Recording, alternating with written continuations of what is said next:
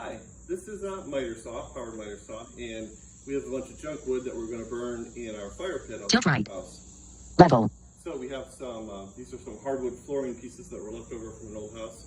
So I'm going to use this Mitre Saw to cut it into smaller chunks. So this saw, if you can't see it, it has a saw up on an arm that can move forward and backward and up and down. And it has a platform with a guide where I'll put the wood. So I'm going to lay the wood down on the platform.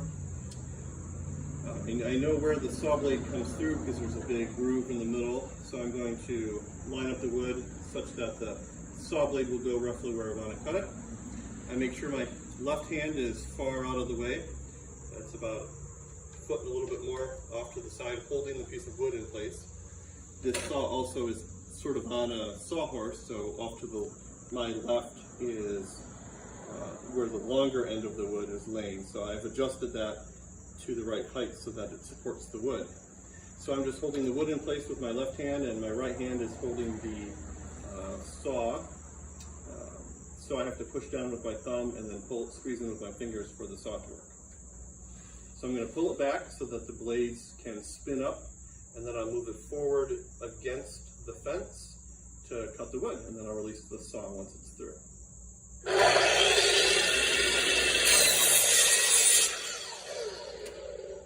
I'll wait for the blade to stop, then I'll come down and grab the wood.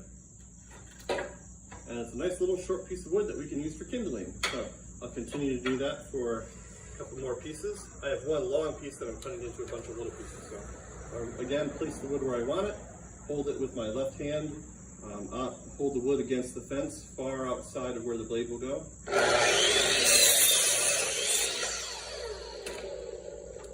Grab the wood, put it on a little stack, push the wood forward, back into the next spot, and rinse and repeat.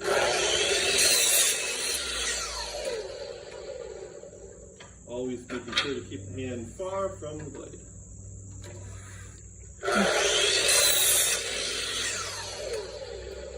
And tell us about your vision. I have only a little bit of peripheral vision, so I don't have any central vision at all, so I'm just looking at this through my mental image, my cognitive picture. So, sorry, this last piece of wood is short enough that I'm just going to center it inside the fence. So I can feel where the vertical uprights are from the fence on the left and the right, so I'm going to center it and cut this last piece.